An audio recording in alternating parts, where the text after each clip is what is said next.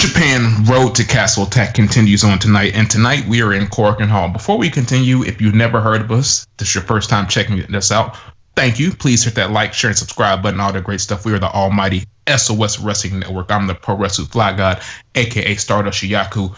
Talking to my good brother across the pond. We are not Gallows and Anderson, but we are good brothers. I'm talking to my homie LK. LK, how are you?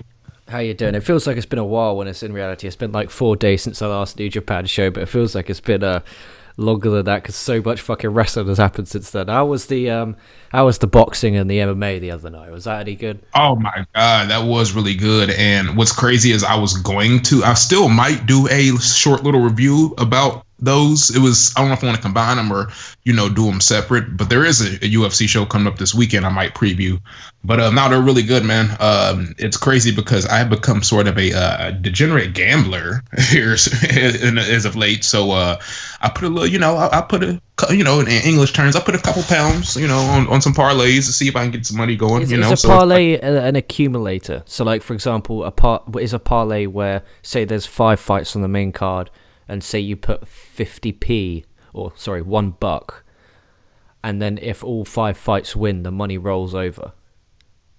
So it's pretty much all right. So you say I pick, because you can do this really differently. Say I pick 5 fighters, because that's normally about the amount of fighters I pick. I pick 5 fighters, and depending on if they're the favorite or the underdog. Say I pick 5. Say I pick 3 favorites and 2 underdogs. If I put that $10 down, depending on how big of underdogs or favorites they are, I could put down $10, and if all 5 of those fighters win, I can get like $250 or $300. You know what I mean? We have that in the UK. It's called an accumulator. So, for example, if it was in wrestling terms, and it was this show, first match had the young lions in there. You'd put the money on the veterans, and then whatever you win there rolls on to the next one, and rolls on to the next one, and rolls on to the next ones. But all 5 have to win, and if one of them lose, you lose all your money. Yeah, we have that. Absolutely, that's exactly what it is. Yeah, that's a good time. That's definitely a good time. I tend to do that with football. It keeps me more in, because it wasn't like I wasn't gonna be intrigued with the fight anyway. But it keeps me that much more interested and that much more like get up, or lay on them, or you know what I mean. So it's kind of like it's silly, dude, there's a big one on Saturday, isn't there? It's Usman and some guy. I saw it advertised on BT because they have it here on the UK on BT Sport, and I'm watching WWE, which is on BT Sport. We should both do a parlay, as you call it, and we should do a preview show where we just do the main card, and we'll both predict, we'll announce who we've bet and how much we put on and how much we can win, so that when everyone can join in and do the same, and then when we do like a post show kind of recap, we can discuss how badly they fucked us over and how much money they cost us. Dude, I would love that. That's actually a really good idea. And I don't know, because I guess I've been, besides during this whole time, this whole year that we've been, gone under, besides pro wrestling, LK, I guess the thing I really watch the most besides pro wrestling is actually UFC/MMA. And I damn near say I probably watch more of that now. And it's just like, I'm just seeing so much of it. I'm just like, yeah, I can, I hate to use the term parlay, but I can parlay this into some betting, if you will. So yeah, you don't have to chuck a lot on there anyway, do you? Because you don't have to chuck a lot on there to win. So you can maybe do 2 or 3 and not worry about it. Exactly. And if I lose the $10 or whatever, that's just like, all right. It's just $10, but if I want to go like, okay, well, I just won't get no food out. I'll wait to I won't get a couple, food out for a couple days or something, so I can be like, well, I spent that $10. You know what I mean? So it kind of just balances itself out. Always bet what you can afford, everyone. If you're listening, if you can't afford to bet, don't fucking bet. Simple as that one, isn't it? Don't go to any sharks because they'll crack your knees. So don't do that. Please, if people, because I don't know if you guys in America have TikTok. That was a stupid question. Of course, you guys have TikTok. I always see these fucking TikToks, and it's like these guys giving life stories about how they're addicted to gambling, and I'm like, how could you get addicted to gambling? If I won fucking 20, when I win money, ever since I was 18, I put £5 in my pot. And I have never, ever, ever, ever had to put any more money in. Ever. I just keep it in there. And what I do every single time is I put a £1, £2 accumulator on. And when I win, I take out. So say for example, I win £70. Yeah. So my account now has £75 in. I'll withdraw the 70 and just always keep it at 5. Yep, that's a good idea. Like I normally, because I'm normally doing like $10 bets. So the last time it was what, like 2 weeks ago, I won like 250, and I just pretty much I just took the 240 out, and I just kept that 10 in there. And normally what I do is I'll spend like 30, and then I'll be like, all right, because I'll have like a parlay, or I'm like, okay, I'm sure these guys are going to win. Then I have one to where it's like, I'm like, all right, I'm feeling kind of frisky. I'm just like kind of just bet the whole card and see if I can like cash out and get like a couple thousand to see just play, see if I can get lucky, see if the odds would be in my favor, because weirder things have happened, and I've gotten really, really close to that happening. So the odds that'll come out sometime, but the most I've won is probably like 300. Fucking hell, yeah. The most I've won is about £80. I've tend to not win big, but dollars to pounds is that's probably £80 is about 150, 160 bucks. But we've just gone over 6 minutes talking about mixed martial arts on the New Japan Pro Wrestling podcast. We don't normally do that, ladies and gents. Like you said, if this is your first time watching, like, comment, subscribe. We are the pro wrestling YouTube channel that covers everything. Over this weekend, you guys have had Elimination Chamber preview, Elimination Chamber review, All Japan 25 years ago, as well as leading up to that, we had the Naito injury story. You had the Hiromu injury story. You had all night so far of this Road to Castle Attack tour reviewed. So hit the subscribe button. Enough shitting. Let's get on with the damn show. Let's get on with it, man. So we're continuing in Corkin Hall once again, and I like the aesthetic, LK, that they're giving Corkin Hall. They have them with some kind of, I guess, backdrop with the New Japan Lion mark, and it makes Corkin Hall look like a different venue. And I know the reasoning they have them because they don't have that many people in attendance, but I think those, whatever the fuck you want to call them, those curtains, if you will, like New Japan curtains, I think that those provide a nice backdrop as opposed to having like empty bleachers. So I think that's a nice aesthetic right there. Yeah, 100%. When I first heard on, I was like, where the fuck are they? And then I was like, Kirk, I was like, that makes sense. I much prefer it. And when they can't physically and legally get full attendance, it just makes so much more sense to do it. It just makes the product look so much better. Because there's nothing worse than watching a show and you see lots of empty seats. Because, it's all well and good now. We understand that we're in a global pandemic. But in 10 years' time, when they show kind of replays, you're like, where the fuck is everyone? Was New Japan going through some sort of down period or something? Exactly. It's just like, nah, they just kind of had to draw back on having people at these shows because world things happen. So speaking of world things, speaking of the United, and speaking of empires, world empires, we have the United Empire, taking us off here. Great O'Khan, Will Ospreay, and Jeff Cobb with B. Presley with them taking on the team and defeating the team Hiroshi Tanahashi, Hiroshi Tenzan, and Gabriel Kidd right here. We all know who took the L and ate the pinfall. Gabriel Kidd actually ate a tour of the islands, and he ate the pinfall. I believe the time frame was about 8.5 minutes, little give or take right here. I really like how the United Empire is gelling. They're gelling as a trio, the more matches they have. And I'm not saying that they were a hodgepodge when they first were formed. Maybe some people might have thought that, but I think the more matches they get under their belt as a trio, as a stable, the stronger they become and the more they gel. So it's just, we're seeing that here in this match. And I think it's little intricate details with Jeff Cobb and Will Ospreay almost kind of had matching similar gear because they were wearing the same kind of color scheme. Great O'Khan really doesn't do that. He wears just no black trunks, so you're not really going to get that from him, but that is what it is. Yeah, I think the United Empire is gelling. Gabriel Kidd, one of the solid young lions. He's probably, in my opinion, the young lion of 2021. It is, yeah, he's killing the fucking game right now.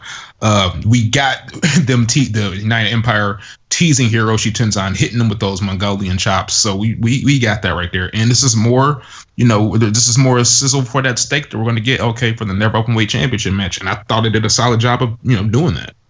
Yeah, absolutely. I really enjoyed it, and I'd be game if they did Ospreay and Cobb. Teaming up potentially for the tag belts, and also they're giving Cobb a lot of wins, so maybe they're trying to build him up for a big run in the New Japan Cup. That could be a strong possibility because he's winning all the time. He really is. They're really Cobb strong if you think about it. They're booking him really. Only time he loses is in championship matches or to people you kind of expect them to lose to. And even in that championship match with Shingo, he already had like 2 pinfalls over Shingo going into that match. So. Yeah, no, I guess it makes sense to build him strong as well if he's going to be doing stuff over in New Japan Strong. So they kind of build him up so that my opinion is they're going to build him up here, and my betting money is that he's going to be one of the first challengers for the US belt. By the end of 2021, we might be looking at Jeff Cobb as the IWGP United States Heavyweight Champion. That's a very strong possibility. Yep, 100%. I would be shocked if he wasn't. And Ospreay's just he's kind of there at the minute. I'm glad. I'm hoping they give him something to kind of do. Honestly, Ospreay's kind of looking like I hate to say it because I think these guys are kind of, the way they're presenting them are kind of equals in this stable, but he's kind of looking like the third guy, the odd man out, because like you said, he's really not having nothing to do because Great O'Con's having that rivalry with Tanahashi over the Never Belt. Jeff Cobbs is pretty much racking up wins right here. And I guess you can kind of say Ospreay's pretty much just teasing the older guys, but I mean, it's like he's already beaten them. So what's he going to do next, you know? Agreed. And heartbreaker moment of 2021 is watching Oka hit Tenzon with the Mongolian chops. Yeah. It's heartbreaking. You just want to see Tenzon hit him back with him. It's heartbreaking. Oh man, it's rough, man. It's really rough, man. Speaking of some stuff that's rough right here, okay, the next match we had, this match actually wasn't rough. It was actually a really solid tag team match and probably my favorite match of the show. We had El Phantasmo and Taiji Ishimori, the reigning IWGP Junior Heavyweight Tag Team Champions, defeating the Los Ingobernables duo, the Japón duo of Shingo and Bushi, who are actually former Junior Heavyweight Tag Team Champs in their own right. So the big news with this angle, everybody knows. If you haven't checked out the video, go check it out. Hiromu Takahashi over the weekend, he tore his pectoral muscle and he is going to be out 6 to 8 months right here because, of course, you're going to have surgery, recovery time. I say 6 to 8 months because you just want to give it that little buffer, but he's going to be out for a little while. So, yeah, he's not going to be able to challenge for those junior tag team belts, and he's going to have to relinquish the junior heavyweight belt. We don't know what the news is on that. I'm pretty sure news will probably come with that tomorrow, maybe the next day. But yeah, for the meantime, between time, that belt will be vacated. It's just all about win. But right here we got a really good tag team match between really two good solid teams right here. And we get the team of El Phantasmo and Taiji Ishimori putting away Bushi and Shingo Takagi right here with a sudden death on Bushi. And I thought potentially right here, LK, since Hiromu Takahashi was out, I thought potentially Bushi would have got this victory to maybe throw him in that junior heavyweight, vacancy title match whenever they have that. But he gets pinned right here, and I think that kind of eliminates him out that conversation unless they do like a multiple man, like 4-way tournament or something, but takes him out of the conversation. Then after this, you were kind of wondering what they were going to do as far as the junior heavyweight tag titles. And we kind of talked about it earlier in the tour that El Desperado and Yoshinobu Kanemaru, they were racking up wins, but El Phantasmo and Taiji Ishimori pretty much said they never beat us in these matches, so they don't deserve a title shot. But when you have an injury happen like we have right here, it kind of forces them to be the number one contenders, because then we get El Desperado and Yoshinobu Kanemaru pretty much coming out and laying out Taiji Ishimori and El Phantasmo. So they're going to challenge for the belts, it looks like, on Thursday. Yeah, I'm expecting that to be a good match. I will not have internet on Thursday because I'm moving on Wednesday, and I'll be obviously moving all day, so I won't probably finish till Wednesday late, and I got work all day Thursday. But my internet comes on Friday morning, so I will not be able to actually check out the show until Friday morning. So you can either wait for me and do on Friday night, or you can rock and roll with the show solo in the evening. But I'm definitely going to check the match out regardless. I'm looking forward to it. It's like they made the best of what they could do here. They have like one show to build a match for a championship, and it's like what's the word? Bad circumstances, but they made the best of it. Kanemaru coming out looking like the man. I when he came out, I was like, you know what, son? I want to go clubbing with you, man. You look like the man to be with on town. Him and Juice tearing it up out there. And Despy being Despy, it's what can they do? Who else could they have challenged? Because there's no other teams. So it's like, fuck it. Yeah, they really. You know what I mean? At the end of the day, if people paid tickets in advance for an IWGP Junior Heavyweight Tag Title match, they just got to give it to them. So it is what it is. I like the idea of a tournament for the belt. I don't know what they're going to do. I honestly don't know what they're going to do. Unless, this is my proposal, Best of Super Juniors comes up in May time, correct? April, May time. That's in how many months? Yep. Why don't they do... That's what we're in... February, late February. March, April, May, June, 4 months. Well, 3 months. Why don't they do the winner of the Best of the Super Juniors becomes the IWGP Junior Heavyweight Champion? I'm for it. Because in the New Japan Cup, the Junior Heavyweights aren't around anyway. So they can just do feuds for the tag belts until then. And then bam, make the Best of Super Juniors for the belt. Imagine how much that would make the Best of Super Juniors mean. I'm for it. Make it for the belt. I mean, this is probably the only time you could do something like this, and yeah, it is. This raises the stakes that much more for the Best of the Super Junior if it was for the actual Junior Heavyweight Championship. So I'm for that idea. Yep, whether they do it or not is a different story. Right? It's all about whatever Ghetto says. And I actually did these matches in order and out of order, because the match actually before that took place, before it was actually Hiroki Goto, Yoshihashi, and Toru Yano and Sho, one half of Pungi 3K, defeating Tama Tonga, Loa, Chase Owens, and Jado right here, a little under 12 minutes. We had Yoshihashi tapping Jado out to the butterfly lock. We got some stuff with Chase Owens and Toru Yano with the strap because they're going to have that strap match. It was weird to hear Hiroki Goto's theme because I don't hear that theme very often anymore. I just thought that was very interesting. I was like, wow, I haven't heard Hiroki Goto's theme in forever because usually teaming with like Ishii, who they're going to play his theme when he's wrestling Jay White, or he's teaming with Okada and we're going to play Okada's theme. So I was like, damn, I hadn't heard Hiroki Goto's theme in a while. It's a really good theme. So do you know what I haven't heard in a while? Fucking Yoshihashi's theme. They should have played Yoshihashi. He's the MVP of this team. Man, I tell you what, I'm so excited to have the weekend off. And if I'm right, Castle Attack is Saturday and Sunday, correct? It's the 27th and 28th. So I have the weekend off. I'm going to watch both the shows live on NJPW World, and I'm going to fucking mark out if our man, the MVP of SOS Wrestling Network, Yoshihashi, comes home with one IWGP Gold and one Never Openweight Gold. I can sleep a happy man come Sunday night. He'll be the tag team king over in New Japan right now if that is to happen. So it's. He should just go on a tag team belt collecting spree across the world after this. Get the AEW tag belts, get the Impact tag belts, man. Hell, why not Yoshihashi? Oh, fuck Finjuice. I want Yoshihashi and Goto. Right? That would actually be more interesting when you say it, to be honest. Finjuice for the American audience and the Western, what they're trying to draw, I think makes perfect sense. I think it's smart. I think it's smart. And they did good numbers with their debut, which is really good. Good for them.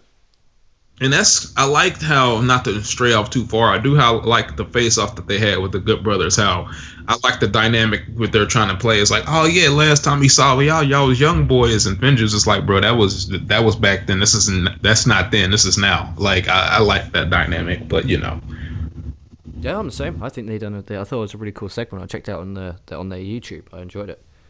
But yeah, the match itself was good as well. I really enjoyed Chase Owens when he broke the trophy and how upset Yano got. I thought that was magic. Like proper upset, like general tears rolling down Toru Yano's eyes over a fucking trophy that looked like it was bought from Poundland.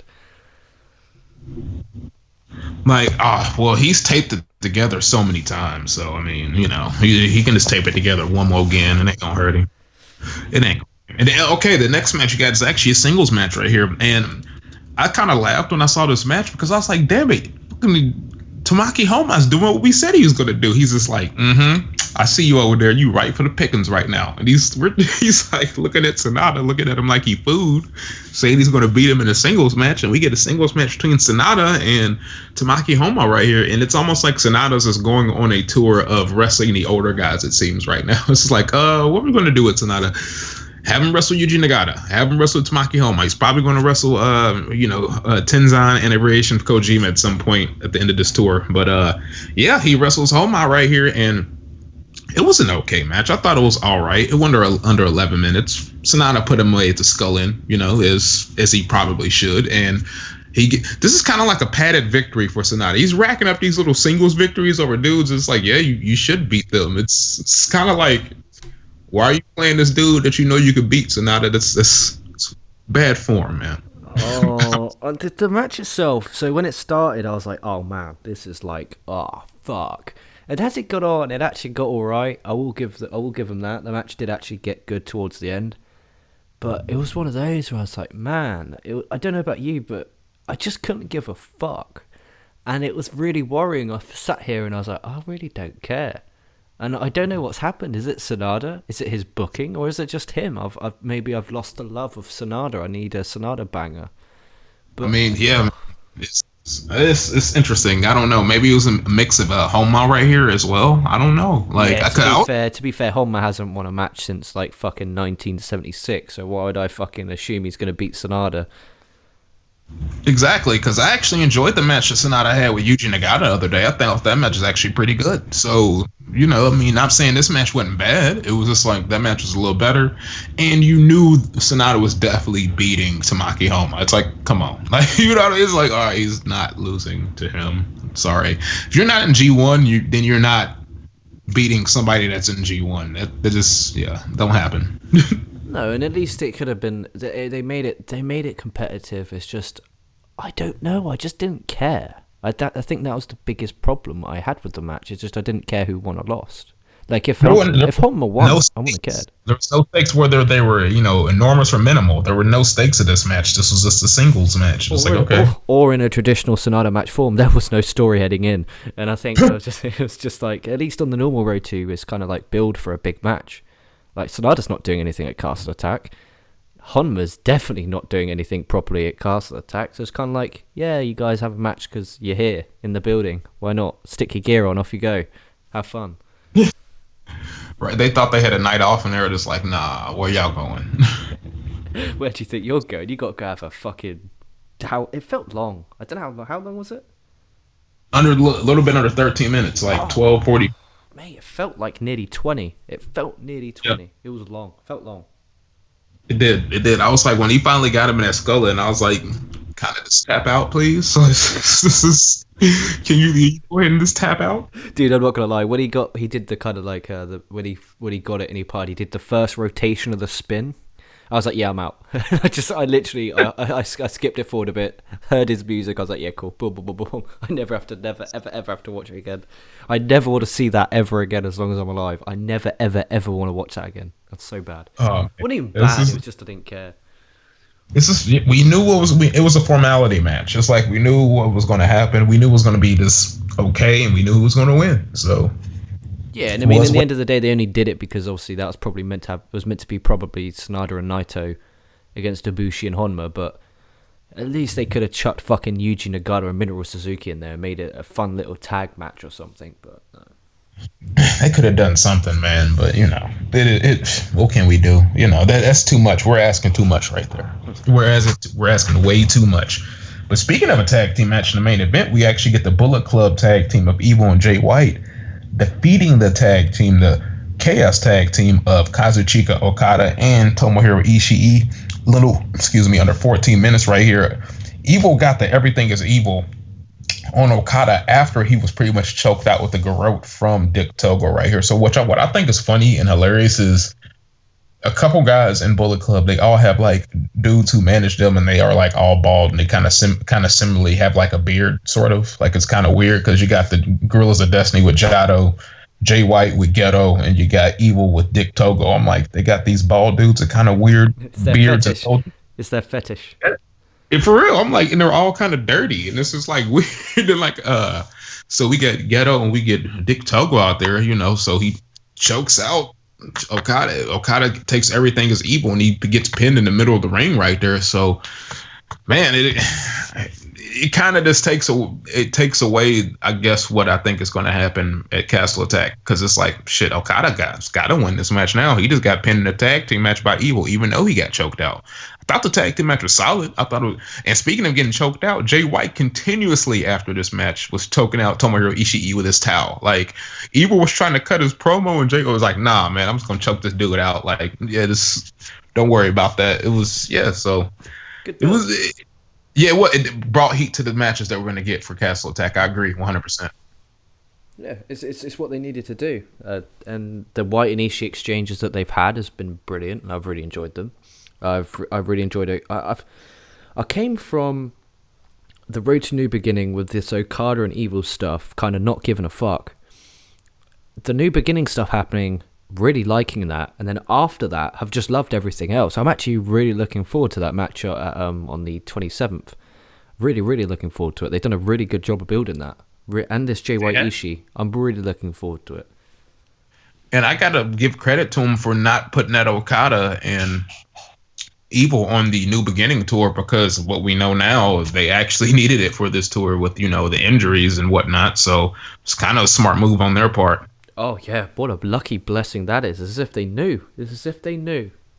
For real though, it's like, damn, we know what's gonna happen here, and so smart move, chess move by Ghetto right there for having this match on this card. And I just think it added to the build a little bit much more, because I'm kind of I'm like, damn, are they going to have Okada beat him? If Evil beats him twice, that would actually be intriguing. Like, that would be like, okay, well, we're off to the races right here. And I don't know, yeah, we'll have a prediction show when we have it. But yeah, I got some thoughts about these matches coming up. So Absolutely. Do you want to do a prediction video tomorrow?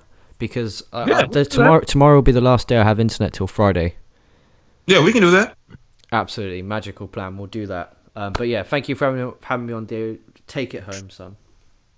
You know what it is, y'all. SOS Wrestling Network. Like, share, subscribe, all that good stuff. If this is your first time listening to us, thank you. And like I just said, like, share, subscribe, tell a friend and tell a friend. The price of subscription is $3.99, so don't cost you a damn thing.